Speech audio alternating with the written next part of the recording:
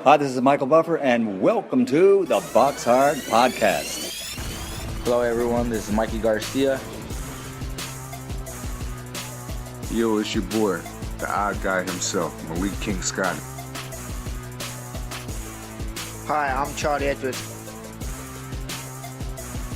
This is Fast Eddie Chambers, and you're listening to the BoxHard Podcast with my main man, Joey Coastman. Hello everybody and welcome to episode 181 of the BoxHard Podcast. I'm your host Joey Coastman. I'm joined as always by the elusive Mr. Ayaz Sumra. Ayaz, how you doing? I'm good, Joey. Yourself? Very good, my friend, very good. Battling a bit of a flu, to be honest, but aside from that, everything is okay. The show must go on. Let's start with a review part. As always, we're going to start at the Mattamy Event Centre in Toronto, Ontario, Canada. Once again, we said it on last week's show, Fabio Maldonado, the man that was supposed to fight Nathan Gorman last weekend.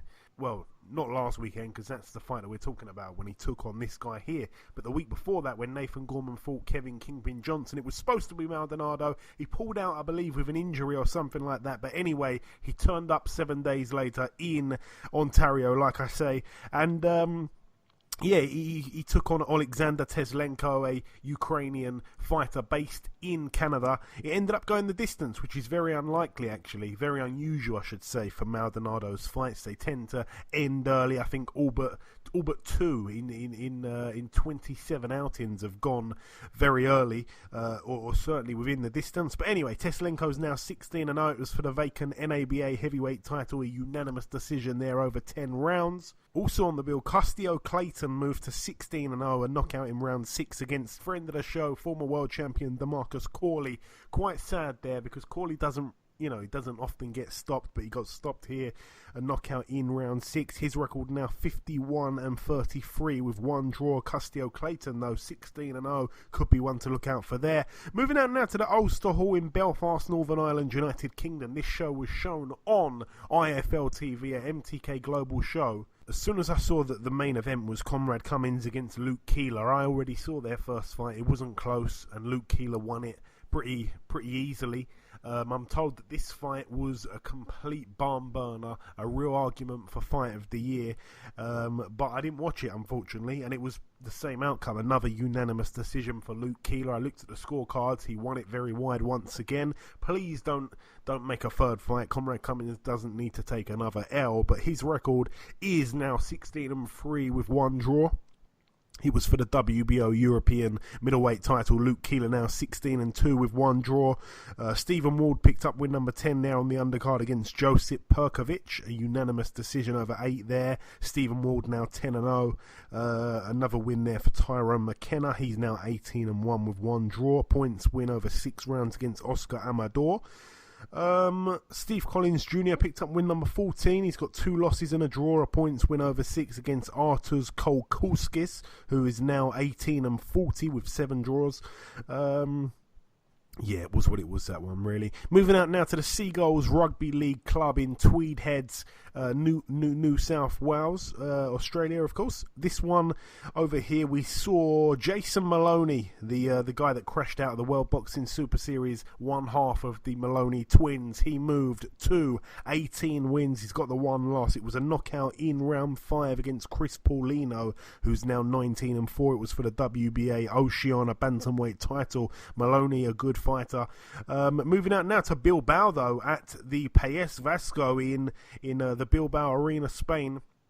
Unbelievable, this one, by the way. We saw Kerman Leharaga 27-0 took on David Avanesyan, friend of the show, the Russian that's been out there to the States, fought the likes of Mosley, fought the likes of Peterson, fought the likes of Igis Kavalauskis. He certainly had the experience, in my opinion, over Leharaga. I said that on last week's show. It was for the EBU European welterweight title, Leharaga's belt, and yeah, Leharaga himself got knocked out in round 9. An absolutely huge upset there. for Avanesyan. But like I say, not in my eyes. I actually thought that Avanesyan would win on points, but he was able to stop him. I think he had him down once or twice early on in the fight also, if I'm not mistaken, but a great finish, and the referee jumped in and stopped it after he took a real hiding and a real series of unanswered shots in that 9th and final round. But I've got to say, Lejaraga's quite a classy guy. He took his belt out and just kind of waved goodbye to it and showed it to the fans in the arena and basically handed it over to Avanesyan right there and then himself. So he's a classy guy, and perhaps we'll see a rematch. I'm not quite sure, but Avanesyan now, as I'm sure you'll agree, this makes the Josh Kelly fight much bigger. After he lost that fight on the day of the actual fight being scheduled, when he lost that fight from his grips and it wasn't going to happen, he didn't really have many other places to turn to. I mean, I spoke to his manager, and his manager said to me, well, we're looking at the Lejaraga fight, and I thought, well, that's not going to pay the same, surely, and also you're going to have to go to Bilbao for it, and you're not going to get any luck on the scorecards, but he didn't need those judges, and it's a brilliant thing here for him. Really pleased for him, but a cracking win. We certainly want to see that Josh Kelly fight. Like I say, Ayaz, I'm sure that you agree. Avanesyan now 24-3 with 1 draw, and Lejaraga served up his first L, 27-1. Bradley Skeet couldn't do it, and Frankie Gavin couldn't do it. But that's it for Spain. Moving out now to Southampton at the Novotel. Ayaz, I heard that you like to take the women here every Friday or Saturday. Joe Pigford, he moved to 15-0, a TKO in round 3 against Adam Grabic. I've seen him on the circuit before. He's now 7-25, a journeyman there, but good stuff for Pigford to get the stoppage. A very good fighter, very underrated. I want to see him moved on. I want to see him signed with a big promoter, to be honest. Moving out now, though, to the Echo Arena in Liverpool, Merseyside, United Kingdom, the Sky Sports card. Yeah, it was a bit of a mad one, to be honest. Natasha Jonas moved to 7 wins. She's got the 1 loss, a points win over 6 against Farish Mashauri. It wasn't the best fight, to be honest. Mashauri now 7-3. Natasha Jonas, of all the ladies that have turned over, the likes of Nicola Adams, the likes of Katie Taylor, Chantel Cameron, the rest of them, she's just trailing. Not in the looks department, by the way, but just trailing in the boxing department. Obviously, that loss to Vivian Obernauf. Moving up the card once again, Paul Butler returned. He moved to 28 wins. He's got 2 losses, a points win over 6 against Fadihi Majiha, who's now 23-13 with 4 draws. Not really sure the point of that fight, to be honest. Craig Glover, the prospect, he had 9 wins, 1 loss going into this fight against Vaclav Pejar, who is now 14-7, because Pejar was able to TKO Craig Glover in the second round. He was also down in the first round, Glover. A huge upset there. I think that Glover is something to do with Tony Bellew. I think Bellew perhaps manages him. That was drama. And moving up the card once again, 4 fights to mention really here. The 4 big ones, the 4 ones that were televised. Well, also the Natasha Jonas fight was televised, but the other 4, the big 4 if you like. David Price, Ayaz, 23-6, now 24-6.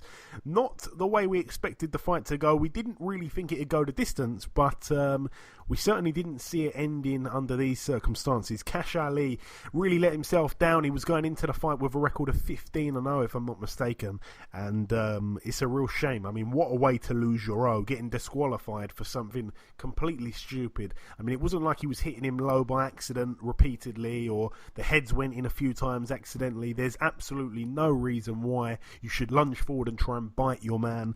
And yeah, it was mad, because he had a point deducted for doing it in the... he had a point deducted for pulling Price's head down, I believe, in the earlier rounds. But he certainly bit David Price in the earlier rounds, and then he once again bit him. I mean, he got told off the first time. There was a little mark, I think, on Price's shoulder, and then, of course, the final time was just unbelievable. The bite mark was so clear, and he's really let himself down. What did you make of the fight, though, Ayaz? I mean, what can I say? Cash Ali, I mean, to be fair, I mean, it wasn't the best performance from David Price, to be fair. David Price should have got him out really early. I mean, he was obviously, David Price did do good. Cash Ali was going for him again.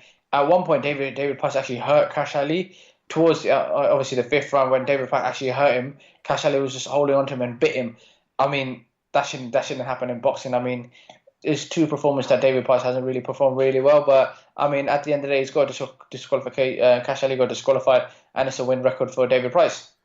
Yeah, it was interesting while it lasted. I mean, Price was on the back foot in the first round, and straight away I thought, oh dear, Cash Ali was backing him up. In the second round, though, that was where Price actually started coming out on the front foot kind of thing. In the third round, like I say, that was where Ali had a point took off. He was starting to throw desperate overhand rights as well, and that was where he pulled his head down, had that point took off. And also, Price was investing in the body, and I quite liked the look of his right hooks to the body. He was doing really well with those.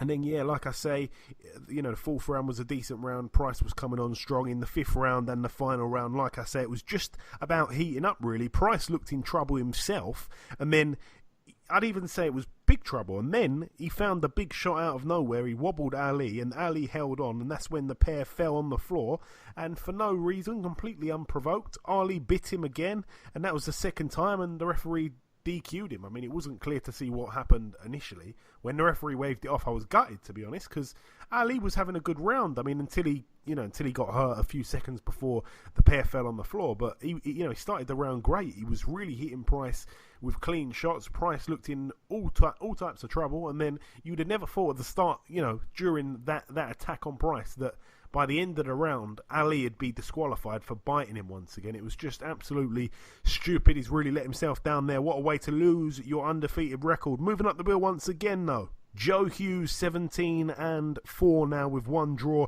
He took on friend of the show, Robbie Davies Jr., 18-1. It was for Robbie Davies' British title and also Joe Hughes' European super lightweight title. A brilliant win there for Robbie Davies Jr. I think one or two of the cards was a bit wide in my opinion. I think it was a very close fight, a kind of like 7-5, 8-4 perhaps type fight. I think that the right man did get it. I wasn't strictly scoring it either, but that's a fight where we all predicted a win there for Robbie Davies Jr. So that happened. We all gained a point there on the predictions. We all also thought that Price, I think, would win by knockout. No one saw a DQ, so that didn't count there. No one gained a point. But like I said, a good win there for Robbie Davies Jr. and his manager Neil Marsh also manages David Avanesyan. So he went into Saturday with two guys fighting for European titles, and both men got the wins, and that's brilliant for him. He's now got two European champions on his hands. We'll be speaking to him later on in the show. Moving up the card once again, Ayaz, this one was unbelievable. Anthony Fowler 9-0 took on Scott Fitzgerald 12-0. A split decision over 10 for Scott Fitzgerald. He beats Anthony Fowler. It was for the vacant WBA International Super Welterweight title. Of course, Fitzgerald, on the day of the weigh-in, struggled a little bit to make the weight. He made it on the third attempt, and the fight was it was okay for the first few rounds. It wasn't a bad fight. It was interesting. I think Fowler was doing really well with his jab and stuff like that. I will go into more detail in just a moment, but obviously the drama really came in the later part of the fight where Fowler was dropped in the 10th and final round, but he was able to survive and it went to points. And I think I actually had it a draw, if I'm not mistaken. I'll have to check my scorecard in a second, but very, very good fight, and I wouldn't complain about a rematch happening there. But brilliant stuff for Scott Fitzgerald. Ayaz, no one backed him to win on points at all. I mean, yeah, what a performance by Scott Fitzgerald. I mean, at the start, you could tell for the first 2-3 rounds, right? Anthony Fowler was winning the rounds, in my opinion. Anthony Fowler was backing him up, hitting him with the jab. I mean, his head movements, obviously, as the later rounds went on, Scott Fitzgerald was hitting him really, with the jab, using the hook. I mean, Scott Fitzgerald, to be fair, he was much bigger on the night. You could see the size of him, his muscle. 4, 5, 6, 7. I had all the rounds to Scott Fitzgerald. And round 8, I had Anthony Fowler.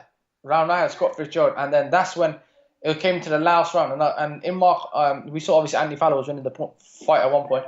But then when it got to round 10, you could see that Scott Fitzgerald in my opinion, Scott Fitzgerald could have actually stopped Anthony Fowler, but decided not to because he just wanted to showboat. But I mean, it's a big win for Scott Fitzgerald. It reminded me a bit of the James DeGale fight when they were both about to become rising stars, and George Groves went on to win the fight, and he was the underdog, and James DeGale was the main guy that was going to win this fight. It reminded me of that fight a bit, and you can see Scott Fitzgerald. Obviously, he was a huge underdog going into this fight. But I mean, it's a big win. But I'll tell you something, Anthony Fowler will come back. I mean, in my eyes, I think he's a great fighter, and I think he'll bounce back. I mean, it's just for him. It's just a learning game. Obviously, they both fought in the amateurs. Anthony Fowler won in that fight, but obviously in the pro ranks, Scott Fitzgerald won. I think there will be a rematch, but I think let them progress in their career, and then hopefully they'll meet sometime in the future. Yeah, very well said, Ayaz. Going through the fight, I mean, in my opinion, the first round was very close. I think that both men got off with good jabs. I felt that there was probably more activity coming from Fowler, but it was a good round. I gave the first one to Fowler.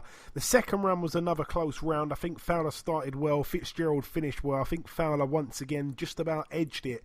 But like I say, the first 2 rounds were real close, and he just on my card edged both of them. And that's probably where some people will straight away disagree with my scorecard, and that's why I had it very close at the end, because those first 2 rounds I gave to Fowler. I also gave him the third round, actually. Once again, he displayed some great jabs. He was popping the head back multiple times of Fitzgerald, and there was just more variety in Fowler's work. The pair also did have a moment each where they landed 2 big shots, but like I say, 3 rounds to 0 for Fowler. Very controversial.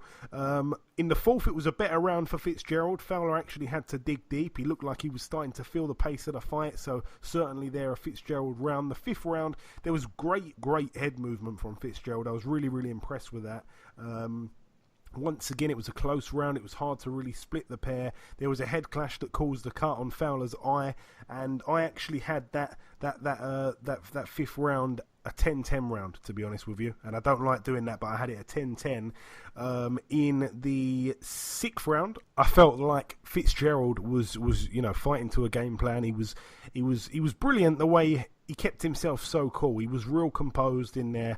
He definitely won that round. He had the confidence in his work. He was busier than Fowler. So I had it 3-2 with one drawn round there after 6. Going into the seventh round, that was where the commentary team gave the round to Fitzgerald. But I actually thought that Fowler did enough despite eating 2 big right hands late on.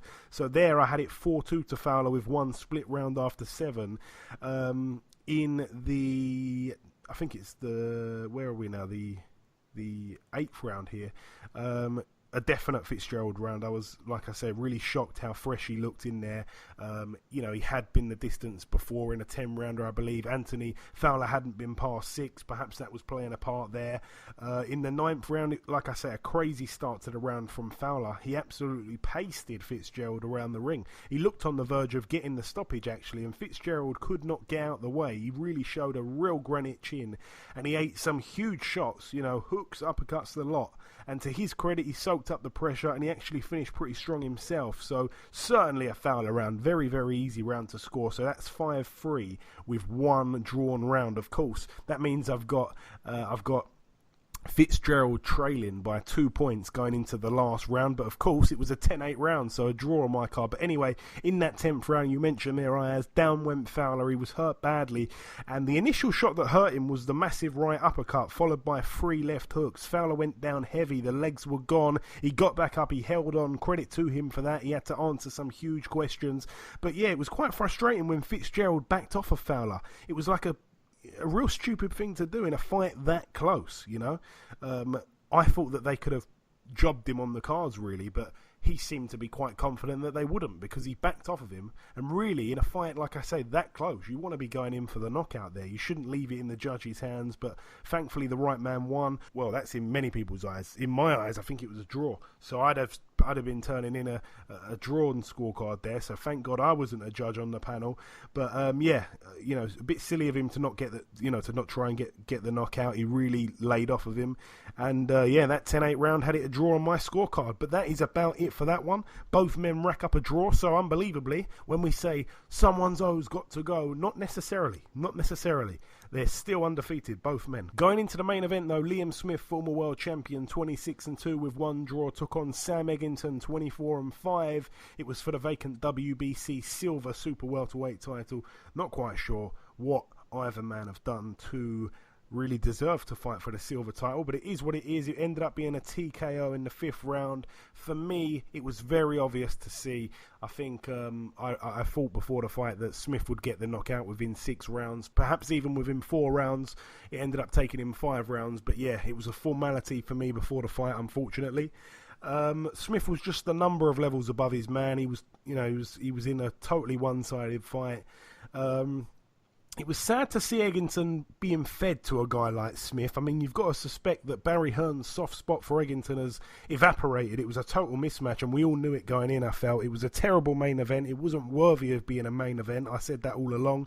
I hope that Eggington got paid well, and I think he should probably hang up the gloves, to be honest. I mean, he's achieved some great things. He hoped to just be a journeyman, and, you know, he was much more than that. He did a lot of fantastic stuff. He brought us some big nights, brought us some great wins.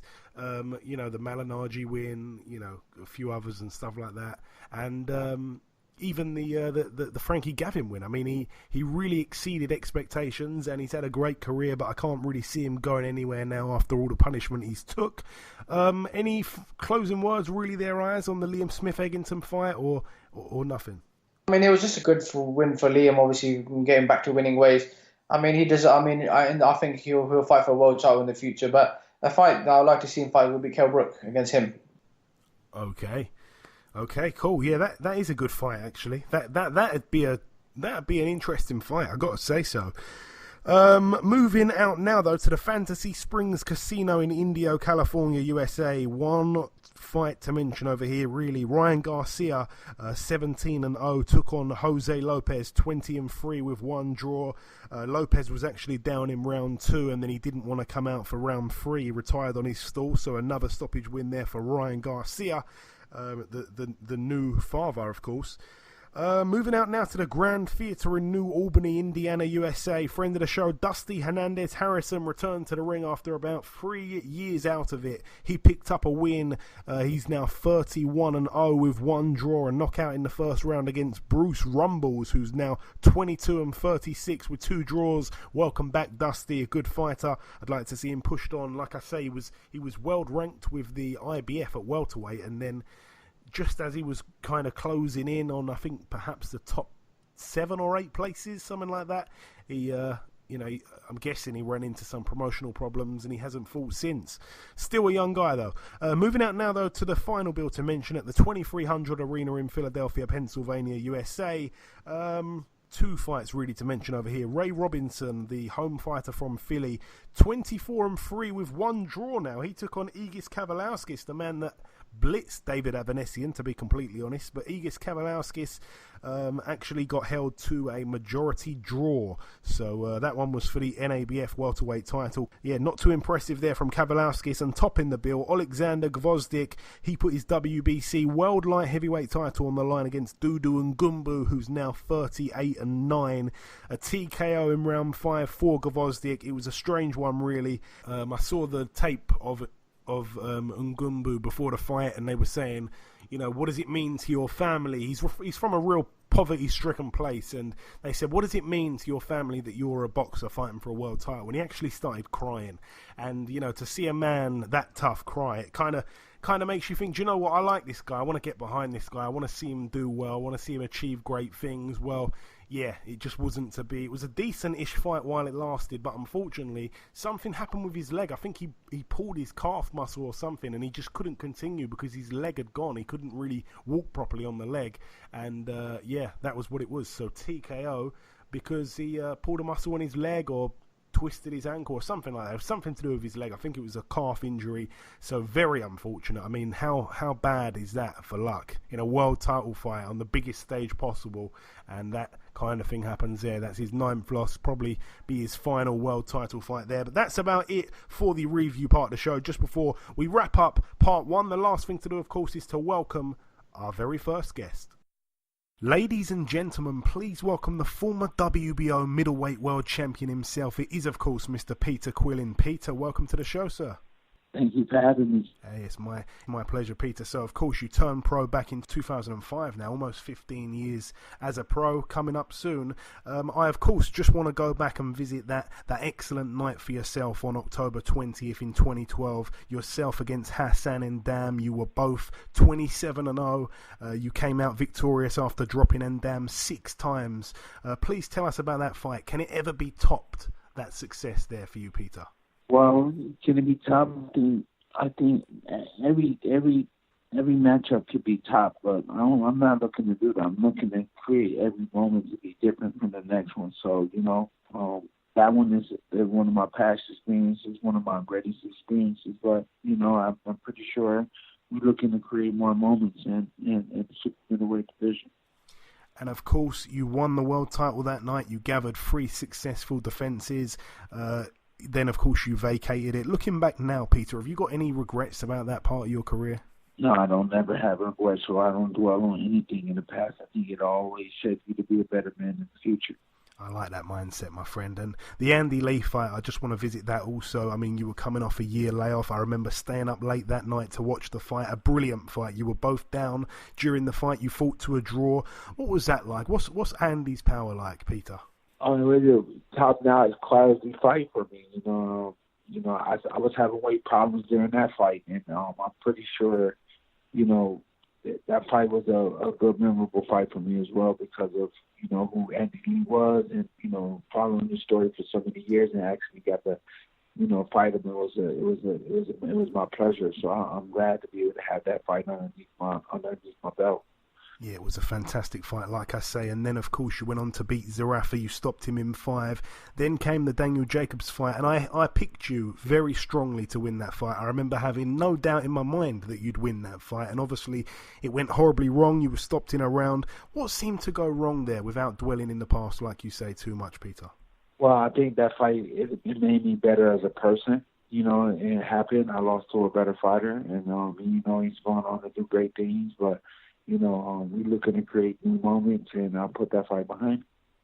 And obviously after that, you were away from the ring for 2 years. I know that your partner had a baby. What kept you away for such a long time, Peter? It seemed like you were gone forever. I mean, I missed you. I know a lot of boxing fans missed you. What kept you away so long? What kept me away so long is just like trying to find my way, trying to find who I would train with. Where would I be, where I was at, where I stand with my family, it's just a lot of different things, but, all the timing and the right moment for me to come back, it was set up for the right time. And you've returned back, you've had 2 wins now, you're up at super middleweight, obviously the first win against Deshaun Johnson, and most recently a win back in August over J. Leon Love. Do you feel better at super middleweight, or, are you only up at super middleweight because 160 was a struggle? I mean, how are you feeling at 168, Peter? I feel very good. I feel everything is down to the science. It's a better weight class. I feel strong. This is the weight that I'm supposed to be at, and I should have been here a long time ago, but we're going to just create some moments at 168 pounds, and I'm going to stay focused. And your next fight, you'll be taking on Caleb Truax, a man that's been on this podcast a bunch of times in the past. The fight takes place on April 13th in Minnesota. What do you know about Truax, Peter? I know he was a former sparring partner. We had a couple of sparring partners, sparring sessions with each other. We got some experience with each other. So, but it's all around a good quality fight for the fans. Hopefully, they tune in and they agree with me when I say that it's going to be animal status written all over this fight. And Truax mentioned a particular sparring session. I believe he said it took place back in 2012 before the Ndam fight for you. And he actually said as soon as the spar ended, he felt like he would be able to beat you in a fight if that happened. What can you tell us about the spar? Was it perhaps more competitive than you'd expect? I gave him an uppercut and knocked his headgear off. He called it a malfunction. I call it a punch that knocked his headgear across the ring. I had everybody in the Wildcard looking at the ring. And you can't really judge what he do. Like, he went in the sparring, and I had other sparring partners. So he would come in, and a guy come in after him. So, like, when you see the way I work, it's like, what do you actually see? Like, I never met nobody ever to say they sparred somebody and then what they will be able to do in a fight. I'm a totally different fighter. His track record is not even on my level to be able to say, though, make a comment like that. So I don't pay no mind to it. There's no way you can get in my head about that. Like, I don't even expect him to be the same man I was sparring. Like, even though I felt like I was whooping his ass, excuse my language, but, like, I don't feel like, I can even expect to fight that same guy I was sparring. I'm trying to get the best Caleb Truax, and I'm trying to get, and that's the one that I'm trying to beat. And of course, you're right in saying that you've both come on since then. You become a world champion, he became a world champion. Those 2 back-to-back fights he had with James DeGale, what are you expecting from him, Peter? Will it be a competitive fight, this one? Do you anticipate that, or do you feel like you're still levels above the likes of Truax? I'm a dominating. Okay. I'm going to dominate him. When I say dominate him, when I say dominate him, it's like he's going to put up whatever he's going to be able to do, and then I'm going to dominate him. He's not going to be able to. I'm going to control the whole pace of the fight. Do you see yourself perhaps stopping Truax, or do you see this going to the decision, if you want to say? I've never been a guy that's going to stop somebody. I don't get paid for overtime, nor is it up to me if he wants to continue. If he's not strong enough, he's gonna fall down. He's not gonna get back up. If he's a strong fighter, he's gonna get back up. So that's up to him. Okay. And I'm guessing you must have one eye on the champions at 168. I mean, what are you making right now of the division? Of course, you've got the likes of Anthony Durrell, David Benavidez, Callum Smith, Caleb Plant, Gilberto Ramirez, Billy Joe Saunders is actually moving up to 168 also. You've got Eubank Jr. knocking around. A real exciting division right now.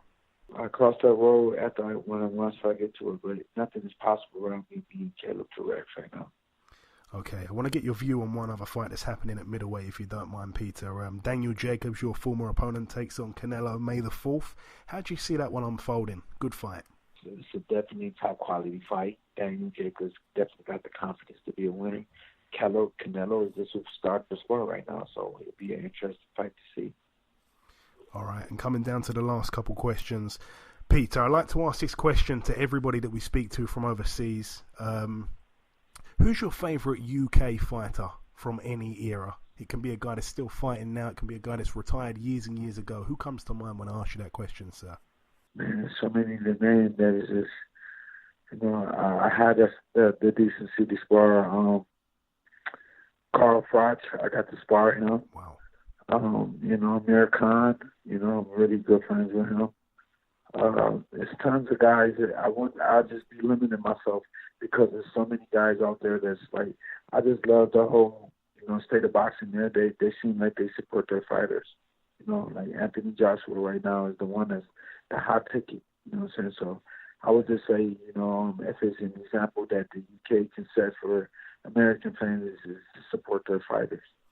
And you've got a fan base over here, Peter. Not a lot of guys, Do I? I wanted to come over there, man. Exactly. Invite me over there. Hey, the invites. I would love to come. The invite's open, but listen, please just send a message to anyone that's listening to this interview from overseas, over here.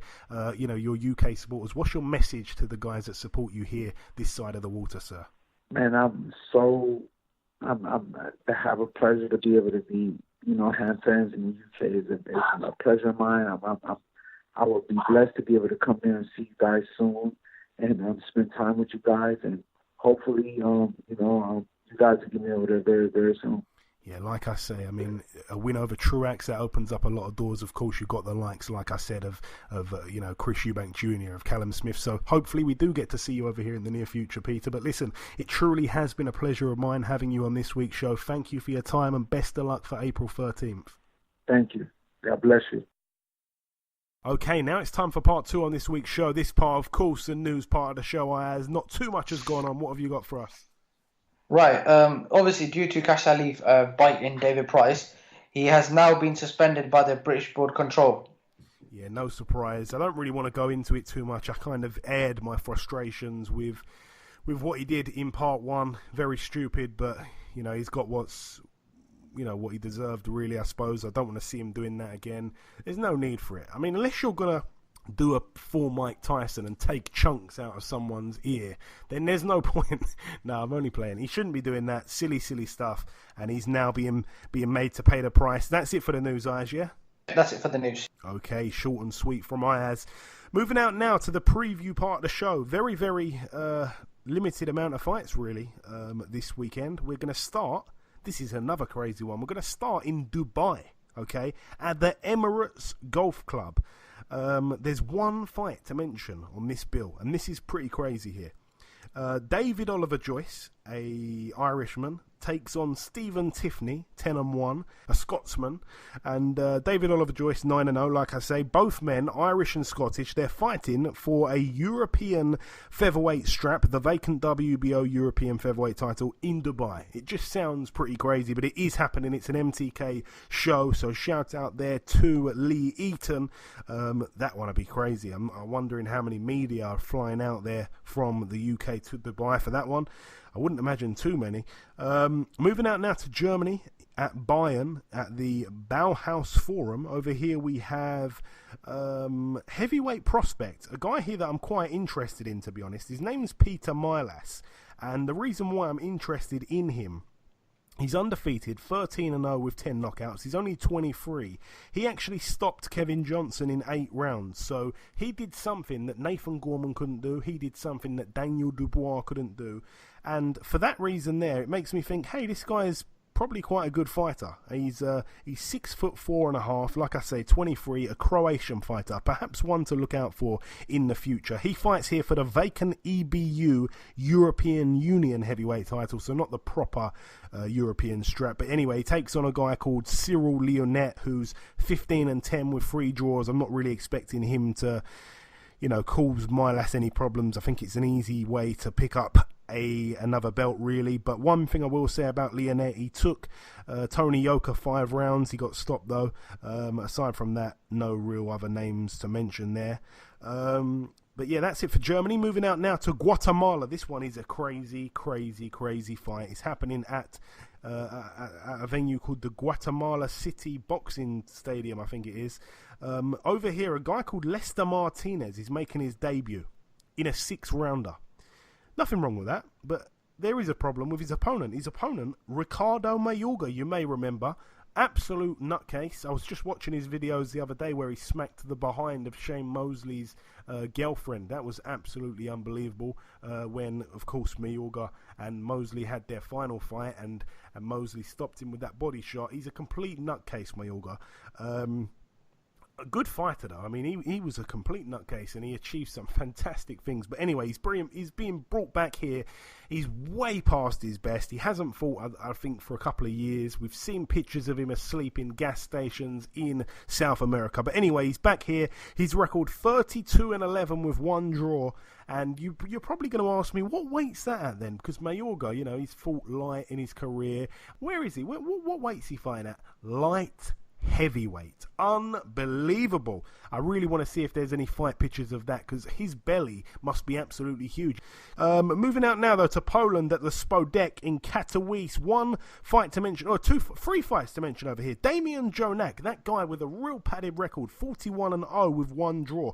This fight was supposed to happen 1 or 2 times before. I think this is the 2nd or 3rd time it's been rescheduled. I think it was supposed to take place in December. He takes on our very own Andrew Robinson, a man that gave a hard fight to Frank Buglioni, actually. His record 22-4 with 1 draw, an 8-rounder there. Come on, Andrew Robinson. Show him what the British Heart's all about. Show him what a proper fight is, because he hasn't really been in any.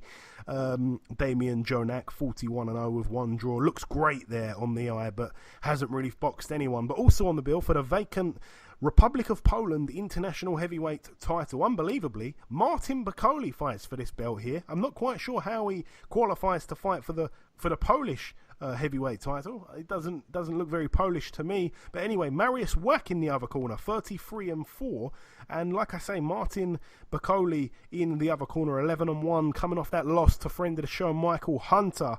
All the very best there to Martin Bakole. I like the guy, to be honest with you. Good fighter. He just wasn't good enough to beat Michael on that night there. Moving up the card once again, Robert Parzazewski. Definitely seen him before. 22-1. I've definitely seen him before. He fights for the vacant Republic of Poland international super middleweight title against Dmitry Chudanov. Certainly seen him before. Seen him take on Chris Eubank Jr. and absolutely eat those uppercuts like they didn't even hurt. 21-4 with 2 draws, Trudanov. And the final bill to mention at the Clackamas Armory in a place called Clackamas in Oregon, USA. Friend of the show, Steve Forbes. We had him on a couple of weeks ago. He's now 43 years of age, I believe it is. 35 wins, 14 losses. He's in a 7-rounder, which is really weird. Real weird stuff there. A 7-rounder against Tavoris Teague, who's now 6 6-25 with 4 draws. It's an easy, you'd imagine it's an easy fight back for Steve Forbes. Hasn't been in the ring for, the stats have left my head now. I think he hasn't been in the ring, was it 4 years? And he's coming off 6 back-to-back losses. He said that some of them have been controversial, but I'd love to see him win the fight. And if he has got, anything left, then perhaps he can achieve a couple of realistic stuff after that. But if he's just not good enough, then I'd like him to find out on that first fight before he puts his body through any other unnecessary pain. Really, I'd like to see him win that fight easy, or if it's a real struggle, then just don't even think about it, Steve. Good man. He's still got his wits about him. Good fighter. And 19 years since he won his world title, and he wants to be a contender 20 years later. All the very best to you, Steve Forbes. But that is about it for the preview part of the show. Just before we wrap up the entire show, the last thing to do is to welcome our second and final guest. Ladies and gentlemen, please welcome a boxing manager with a bit of a buzz around him right now. It is, of course, Mr. Neil Marsh. Neil, welcome to the show. Hi, Joey. You okay? Thanks for having me. Hey, it's my pleasure, Neil. It truly is. So, like I said, I don't want to keep you too long, Neil. I just simply want to discuss a couple of things. 2 of your men were fighting on Saturday for European titles. Obviously, Robbie Davies Jr. in Liverpool, David Avanesyan in Bilbao. On paper, Robbie, I think, was probably the slight favourite. Avanesyan was a total underdog. But both of your men were able to rip the European titles away from the reigning champions. You were sat ringside for Robbie in Liverpool on Saturday night, so let's start there. What did you make of his performance, Neil? Brilliant. Yeah, Robbie's a tough boy. He had to grind a win out. We know it was a close fight, but before I stood up into the ring, I said to my team, "We've got this." I had it by 3. One of the judges had it 115, 114, 115, 113. The other judge was a little bit wider, but we all know a fight what can be 120, 108 can be a very tough war. As for Robbie's performance, he had to dig in deep. Spoke to him after the fight. He's a lot better than this, Robbie. Nothing against his performance. He really, really grinded hard. Joe Hughes is a lot trickier than people give credit for. He brought his A game. Robbie had to adjust inside the fight. What can I say? He became European champion, mate. Can he box a little bit better? Of course he can. But ultimately, he grinded the performance out, and I'm ecstatic now. I'm very pleased with how we dug deep against a smaller man, the aggressor. He took him into the trenches, and Robbie shown that he can also go in the trenches as well. He's not also that distance fighter and counterpunch what people think. He can fight as well, mate. So I'm very, very pleased with it. Yeah, me too. I mean, it was a brilliant performance. Like I say, I think a lot of people were perhaps overlooking Joe Hughes in the build-up, but Joe Hughes is strong as an ox, and like I say, it wasn't an easy task for Robbie, but a brilliant thing for him. He's had quite the journey now. But elsewhere in Bilbao, no judges were needed whatsoever here. David Avanesyan got the knockout in the 9th round. The thing that makes this win even sweeter is obviously that unfortunate situation where the Josh Kelly fight fell through on the day of the fight. It seemed like David didn't really have anywhere to turn, especially in terms of getting the same kind of payday, but he's gone away and he's won a proper title here against a proper fighter in proper style. Please tell us about it, Neil. Oh, I'm ecstatic with this. I know the promoter, Kerman Laranga. We nearly did the fight 14 months ago. I think it was before the Skeet fight. Now, obviously, the Kowalowski's fight came up, which was practically an eliminator for Terence Crawford. We had to move on from the Laranga fight. They went another way, where we went another way, and ultimately we revisited it. People say about how hard the fight is. We know that it was a dangerous fight. We know his record. We know what he's done to British kids. But after the Josh Kelly disappointment, what we did do, we've sat tight for the last year. Because when you're on the back of an heavy loss and you've lost your world title, getting that right fight at the right time is crucial for David. And I was a little bit tired of people saying, "Oh, he's a dangerous man. I'm sick of him," and I'm sick of these comments being said about it all the time. And collectively, me, Cal Greaves, the team, we knew David could beat Kerman. Now it's if David turned up. I'm not going to say he's saying we knew that had happened, because that's not true. but we knew that David was capable. Like most of the people in the UK know, if he turns up, he can do a number on people. I've seen it at high-level sparring. Not going to go into names. David can really fight when he turns up. And, you know, going to Bilbao, added extra to it. It was 10,000 people. I'm absolutely gutted I wasn't there, but I had to split my duties. You know, as a manager, both fights are equal. You'd normally pick the biggest fight, 2 European titles. I did the week in Bilbao with David, and then I did the fight night with Robbie in Liverpool. And everybody says about Kerman, the tactics were absolutely spot on. It was hurting him to the body, counter punching, don't stand still, and it worked to perfection. And you know what can I say? The performance was exceptional, especially in Kerman's backyard. Yeah, I mean, that was the one kind of thing that I think a lot of people were a little bit worried about, going out there to the backyard, a place where it seemed to obviously bother the likes of Bradley Skeet, but obviously David's well-travelled. I didn't really think the occasion would get to him. I said that on last week's show. If I'm not mistaken, did he have Leharaga down once or twice in the earlier rounds? Yeah, he had him down in round 4. He caught him with a right hook to the head. It was perfect. You know, knowing how powerful he is and how David's defence was absolutely exceptional. And, you know, going away to Spain, you're always against the judges, and sometimes people go and want to throw 50, 60 punches, 100 punches, whatever, to outwork the Spaniard in his own backyard. But it was more finesse and more precise work, what Greaves had instructed, and collectively we decided that hurting him to the body, chiseling away at him, you know, instead of trying to win on the points, David was always going to come on strong. As you say, he's very well travelled. He's been in America 3 times. He's been Monte Carlo, the UK. He wasn't going to be phased in Bilbao. With not just that, the team's been together a long time. There's Alan Levine and Carl Greaves, and you know, we've been in hostile environments, same as the Shane Mosley fight. It was, you know, we're very experienced with it. So, you know, we was all prepared for it, mate. And going on to another man that you manage, of course, you manage the undefeated British super middleweight champion, Zach Parker. Following Zach's fight with Williams, he, of course, had to undergo some surgery. How's he getting on at the minute? A lot of people were dying to see him fight again. Yeah, he had a very serious injury. He detached his shoulder in 3 places. We got him in Manchester with a leading shoulder surgeon, Len Funk. He did the procedure before Christmas. He had a nice month of easy rehab and rest. And he then went to Blackpool and has committed 2 months of his life out of his comfort zone, leaving Derby at 5 o'clock on a Monday morning, and been in Blackpool all week with a leading physio in Jamie Murphy, who was the head of the sports physio department at Manchester City under Roberto Mancini. Real top-level physio. His rehab has gone to perfection. We're ready to get him signed off. There will be a fight announcement soon. So just watch this space. All I know is we did touch base with the rematch with Darryl Williams and Frank Warren's team, and it's just Darryl Williams has gone missing.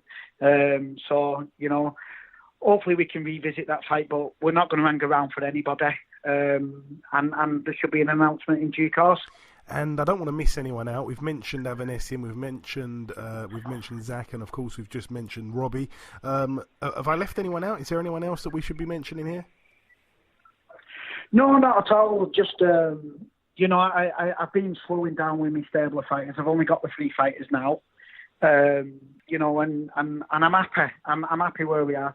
Boxing's such a tough sport with the promoting and different things, and you know, I have a lot of outside interest in different things. So I've got these 3 kids. I'm absolutely determined to take all 3 of them to a world title, and I'm going to throw all my power, endeavours, anything I possibly can at making this happen. The only people I'd like to mention is there's out there's, you know, you get people who support you get people who, you get haters, you get different things, but anybody who has supported me on my journey, because it's not just about what the manager did, ultimately it's what the fighters do inside the ring. They're the number one, but we also have a lot of people around us, like good coaches, strength and conditioning, we have good physios, and I'd just like to say thank you to each and every one of them, because without it, it wouldn't be possible. And whether you're buying a ticket for the lads or you're helping them train in the gym, I'm just so grateful for all the people who support us on this journey. Oh, nice. And finally, I should have probably asked you this a few minutes ago. That Josh Kelly fight that seemed to just disappear. This win that David's had, does this push it further away, do you think, or perhaps closer? Yeah, there was a lot made of the Josh Kelly pullout. Me and Adam Booth know what went on. I don't need to come onto your station and start calling him anymore. My statement made it loud and clear what I thought, and I still stand by everything I said. The Josh Kelly, we wanted that fight. I asked Paul Reddy and Eddie a few times, and obviously they're going to do what's best for Josh. Everybody thought Avanesyan was on the way down. David Avanesyan would have beat Josh Kelly that night. I've got absolutely no doubt about it. We've sat, we've waited for the right opportunity, and there was other offers which wasn't right, so we took the Loranga. But going on to Josh Kelly again, I wish any fighter all the best. I know I was very hard on him on social media. I know I was very hard on Adam Booth, and I do stand by my words, but I'm not going to carry it on now and start being criticising. But the Josh Kelly fight, I'm sure, will happen at some point in life. But why look back at what happened last year? We got really, really let down that night. We got promised a rematch. I asked Eddie Hearn a few times. He was so-called topping a bill in Newcastle. I think with Lewis Rickson. Tweets were going out that he's now no longer on the bill. He was moving up to light middleweight. I was just very sceptical of everything. And we had the Loranga fight. We wanted the Josh Kelly fight, but I just moved on. And going forward, when you've been, on the receiving end of such treatment, I don't know, man. I don't know. I don't want to revisit that. Now, if Eddie comes up and makes us the right proposal, the right circumstances, not just, do you want this fight, do you want Kelly? And, we need confidence in taking that fight. David Avanesyan has fought Lamont Peterson, Kavalauskas, he's fought, Shane Mosley's been in all these backyards everywhere. He's a real fighting man. And he will fight, there's no question, especially with the Loranga fight, that he will fight Josh Kelly. He will fight him in a small sports centre, he'll fight him on a big Joshua Bill, he'll fight him anywhere. But as a team, we're deflated over that fight. If Eddie gets on it, of course we'll open negotiations, but ultimately there is a rematch clause in place with Kerman Loranga. The very, very good people, the people of Spain, they deserve the rematch. I signed the document, and ultimately we need to oblige with that rematch. But if anything happens with that, because it wasn't heavy beating, what Kerman took, they may not want it. I think they've told me they want it, but until that point, we're not in a decision to take any other fights or negotiate any other fights. So for now, it's all on the Kerman Loranga rematch. If anything happens with that, obviously we'll look at what's about. But after that, I'm looking for a world title. I have delivered a few world titles for me lads, and I will deliver one for David again. But I don't see any difference in the result with Loranga. I think he'll beat him again if we do have to go to Spain again. But other than that, Josh Kelly's not on my thoughts. I wish him and Adam all the best. I was very critical of him, but I've moved on from that now, Joey, and that's it. That's life, I suppose. So for me, Josh Kelly, we will revisit if needed. If Eddie comes and gives us security, etc. But ultimately, at the moment, mate, it's not on my radar in any way. No, that's completely understandable. Like I say, David picking up that big title there on Saturday night, I feel like he's in a position of power himself now, a much better one than before. Any closing words, Neil, just before we let you go? I know you got other things to do. No, not at all. Thank you for your time. I don't do many interviews. I think every time boxing managers, promoters, they get a lot of haters attracting them and different things. So I try not to do them, but that's life, I suppose. I'm ecstatic, mate, and thank you to the fan support. Thank you for your recognition. Anybody who's recognised what happened, but ultimately it was the lads who did it for me. And words cannot explain in such a tough sport how delighted I am at what the lads did that night. I'm so proud of them. So that's my closing note, man. Thank you for your time. Excellent, Neil, excellent. Listen, it is a pleasure having you on the show. I think you're probably the first manager that we've had on this podcast, so you'll always be our first. Congrats once again on gaining 2 new European champions on the weekend, and we'll catch up again soon, Neil. Thank you very much for your time, mate. Take care, mate.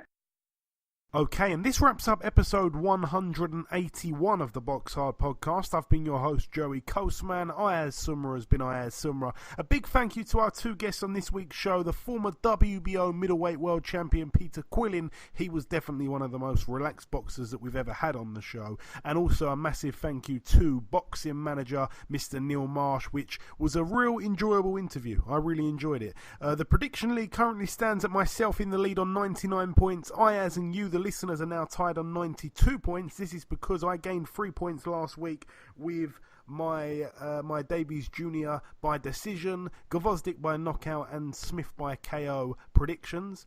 You, the listeners, also gained 3 points by choosing the exact same predictions as me. And Ayaz, he only gained 2 points. He went with Gvozdyk by knockout and Davies Jr. on points, but he thought that Smith would win on points and not get the knockout. That obviously didn't happen. It is, remember, it is first to 100. I'm very, very close. There's no predictions this weekend as there aren't really any big juicy fights going on.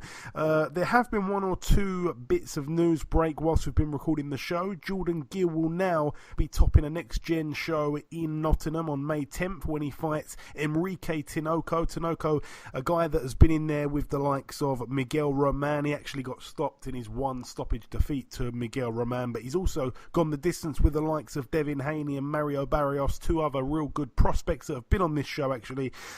His record is 17-5 with 4 draws. Also on that same card, Lee Wood defends his Commonwealth featherweight strap against the former belt holder, Mr. Ryan Doyle. Charles Franken will also finally make his debut on that card as well. We've been waiting a little while for that. But that is about everything. Thank you all for listening once again to this week's podcast. Be sure to share, like, retweet, follow, and tell a friend to tell a friend to tell a friend. And we shall see you all again next week.